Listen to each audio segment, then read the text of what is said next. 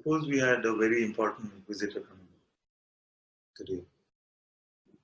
If I said this evening a very important visitor is coming, so can we clean up the place a bit? And we clean up the place, scrub everything nice and fresh. And we find when we come in the evening that actually the visitor has always been here. That which we thought is the visitor was always here. But behind the dust, it seemed like this visitor was hidden. So that's what is happening in Satsang. Like Guruji says, one fingernail can seem to obstruct the sun. And Bhagavan said, one eye, this individual eye can seem to block our true vision of what is. So all that we are doing in Satsang is clearing up this dust. Now what is this dust? It's just conceptual dust. Nothing even phenomenally has to be clean. This, of course, is also phenomena, but this worldly thing doesn't have to be clean. Only this conceptual notions about ourselves. Then you see that which we felt would be a visitor, that self which we are looking for, that God which we are longing for, has always just been here. Now, there's another piece of very good news. The thing is, if God is already here, then dust can't survive even for a moment. So even this seeming cleanup job is done for you now. It can seem like a conundrum, but it's not. We expect to find God, God is here. When we expect to find a person, some concept needs to be uprooted. That's all. If you expect to find God now, there is nothing which is stopping you. Because all that you find is God. To expect a person means there must be a belief in some limitation, some individuality, some notion, some concept. And just that has to get dissolved. It is this simple.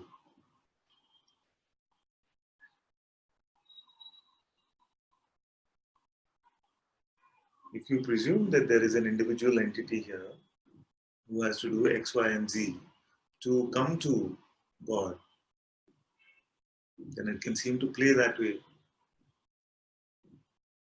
If you don't pick up this mask of person, if you don't pick up the presumption of individuality at all, and just check what is already here.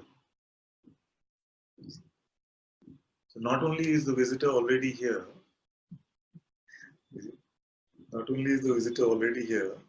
that space in which all this is appearing has only been because of the light of this so-called visitor.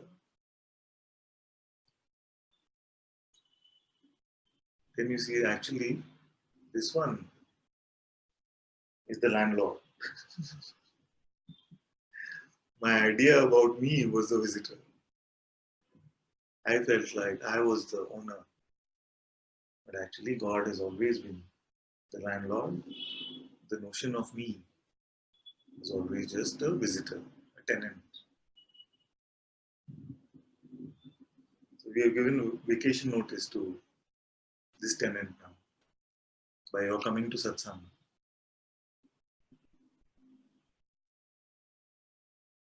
And the notice gets over now.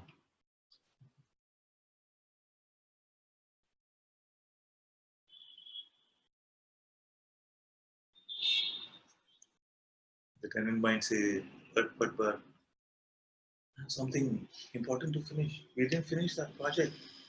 Is it? I say, okay, okay. You stay another day. So this is the process of giving belief to notions about ourselves. When we give belief, they're saying, okay, you stay.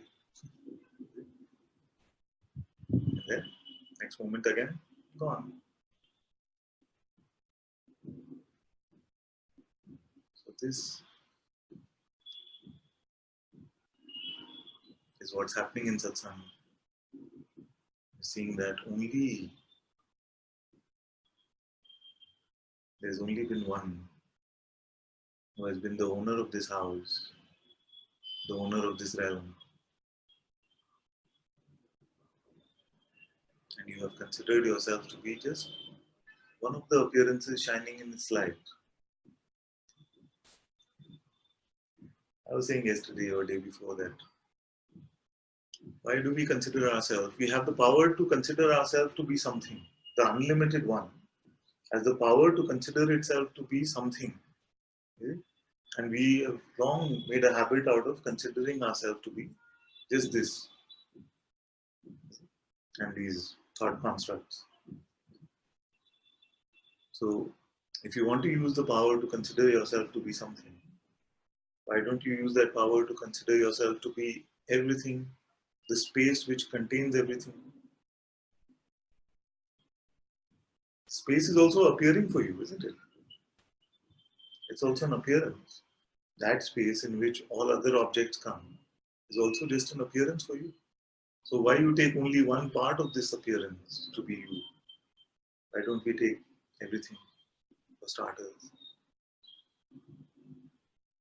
Possible? Because we are considering ourselves to be some appearance anyway. So let's take the broader appearance.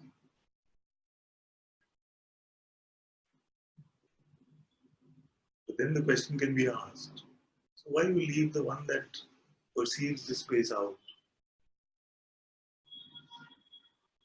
Why do you leave the one that is the witness of even this space, even this time?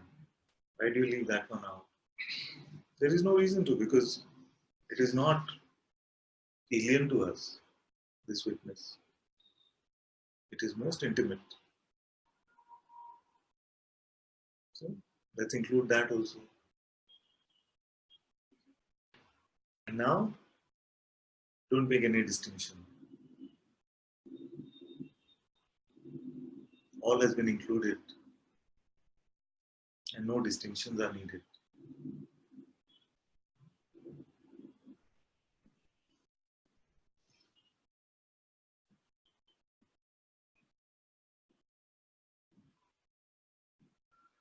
And even though in the play of considering yourself to be this, you will recognize that this is the only thing I don't have to consider myself to be. I am so intimately that, so originally that. So nothing needs to be done, not even this play of considering myself. When you see that, whenever I have considered myself to be something, it has only been an aspect of myself. It has not been my complete reality.